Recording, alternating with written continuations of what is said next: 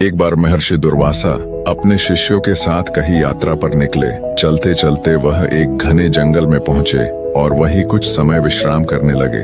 संयोग देखिए, उसी जंगल के पास द्वारका नगरी थी, जहां भगवान श्री कृष्ण निवास करते थे। ऋषि दुर्वासा ने अपनी आंखें बंद की और धीमे स्वर में बोले, जाओ कृष्ण को बुला लाओ। शिष्य ने द्वारका जाकर संदेश पहुंचाया, भगवान आपके गुरु दुर्वासा ऋषि आपको बुला रहे हैं। बस इतना सुनना था। श्री कृष्ण के पांव जैसे जमीन पर ना रहे, वे तेज गति से चल रहे थे। सांसें तेज थीं, पर दिल में आनंद था। जैसे ही वहां पहुंचे, गुरुदेव को दंडवत प्रणाम किया। गुरुदेव आइए, मेरे घर पधारिए, मुझे सेवा का अवसर दे। दुर्वासा ऋषि मुस्कुराए और बोले, नहीं कृष्ण, फिर कभी आऊंगा। पर श्री कृष्ण पीछे हटने वालों में नहीं थे। उन्होंने फिर हाथ जोड़े, फिर आग्रह किया। आखिरकार दुर्वासा ऋषि बोले, ठीक है कृष्ण, हम चलेंगे, लेकिन एक शर्त है, हम जिस रथ पर बैठेंगे उसे घोड़े नहीं खींचेंगे।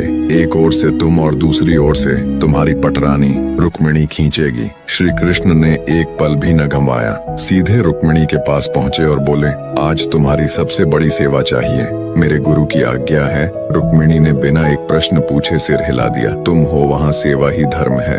दोनों जंगल में गुरुदेव के पास आए, गुरु के चरणों में झुके और रथ तैयार हुआ। जब दुर्वासा ऋषि रथ पर बैठे, उन्होंने अपने सभी शिष्यों को भी रथ पर बैठने का आदेश दिया।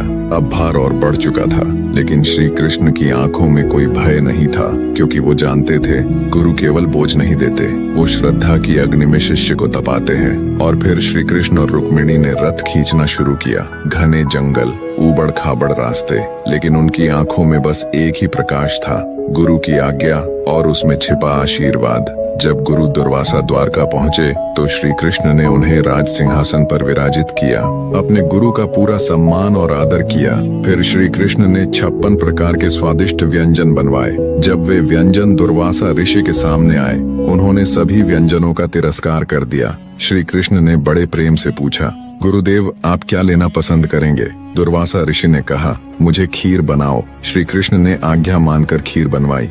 जब खीर को बनाकर तैयार किया, वह पतीले में भरकर गुरुदेव के सामने रखी गई। उन्होंने खीर का भोग लगाया। थोड़ी सी खीर का भोग लगाकर उन्होंने श्री कृष्ण जी को खाने के लिए कहा। उस पतीले में से श्री कृष्ण जी ने थोड़ी सी खीर को खाया। फिर दुर्वासा ऋषि ने कहा, अब तुम इस खीर को अपने शरीर पर लगाओ। श्री कृष्ण ने आज्ञा पाकर पूरे शरीर पर खीर लगाना शुरू किया, लेकिन जब बारी पैरों की आई तो श्री कृष्ण ने विनम्रता से कहा, हे गुरुदेव, यह खीर आपका भोग प्रसाद है, मैं इसे अपने पैरों पर नहीं लगाऊंगा। यह सुनकर दुर्वासा ऋषि अत्यंत प्रसन्न हुए। उन्होंने कहा, हे कृष्ण, तुमने हर परीक्षा में विजय प्राप्त की है। जहाँ जहाँ तुमने खीर लगाई, वह अंग अब वज्र के समान कठोर और मजबूत हो गया है। इतिहास साक्षी है कि महाभारत के युद्ध में श्री कृष्ण के शरीर का कोई भी अस्त्र शस्त्र उन्हें हानि नहीं पहुंचा सका। चैनल को लाइक एंड सब्सक्राइब करें और शेयर करना ना भूले और कमेंट जरूर करें। बहुत बहुत धन्यवाद आपका।